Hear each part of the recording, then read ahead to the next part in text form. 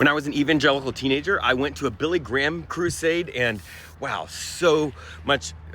If you've ever wondered what that's like, here it is. Hi, I'm Jeremy.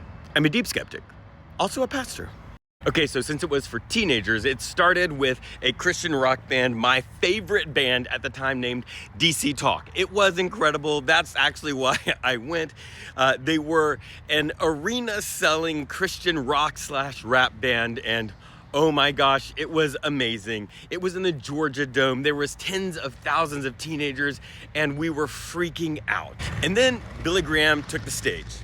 And when he took the stage, he did his thing. Now, Billy Graham is in some ways the pioneer, really the perfecter of the evangelical, emotionally manipulative altar call. It begins with getting cognitive dissonance, right?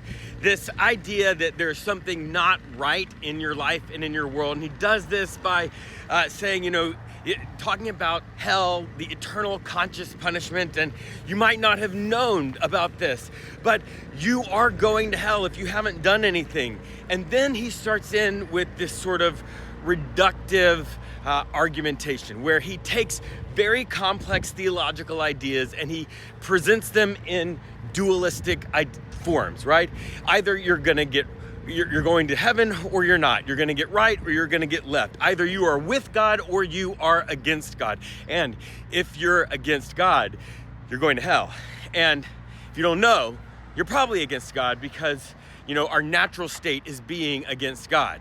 And then the really hard part begins. So he had some of the best Christian musicians at the time right there, but he didn't bring them out. He brought his guy out.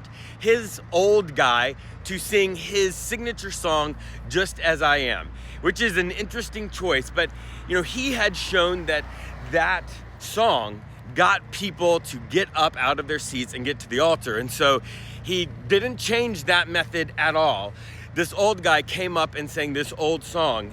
And then something happened that was uniquely difficult for teenagers, but it was something that was his signature thing, right? He had set up this false dichotomy. He had done all of this emotional manipulation to the point where he said, now it's time to come down to the altar. It's really simple. You say this simple prayer. And here's the thing, people came primed for this. They came expecting this because they knew what Billy Graham's thing was. And so there was an expectation that people would walk down to the altar and do the thing. And that's what happened.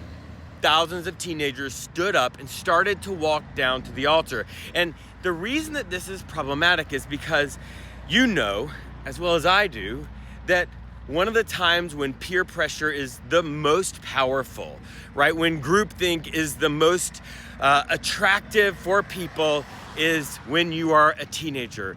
You see thousands of teenagers standing up and going down to the altar. You don't want to be left out. You don't want to look like the weirdo. And so what do? You cave to the peer pressure. You stand up, you go down, and you say the magic prayer. For once in my life, I didn't do that. I thought it was a little weird, this old guy singing this old song. I stayed in my seat, which was fine because I had gone down to the altar so many times and said that prayer so many times, I was probably good. But it was this deeply manipulative moment, and particularly manipulative for teenagers. And I've talked to people since then that experienced that, and it's been really difficult for them because they believed this thing about eternal conscious punishment. Oh, and he talked about the rapture as well and how you'd be left behind. All of the evangelical trauma-inducing talking points. Now, don't get me wrong. I'm not saying that Billy Graham was a horrible person. I think he genuinely believed those things and he thought he was helping. But just because somebody genuinely believes things that are harmful and can traumatize people doesn't get them off the hook.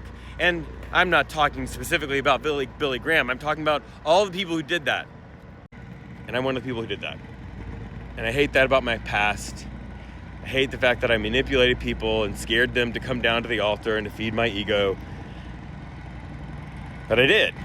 And I suck for many reasons as a Christian. That's this book that I just released. But I hate that.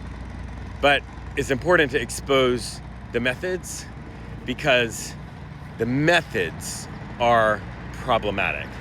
And once we understand what's going on behind the scenes, we can combat it and we can deal with it. We can process our own sense of being manipulated and when we manipulated other people, and come to terms with that. So if that was you, I want to let you off the hook. That wasn't a decision that you made on your own. That was a decision made under duress. It was a decision that you were manipulated into, and I'm sorry, that was me.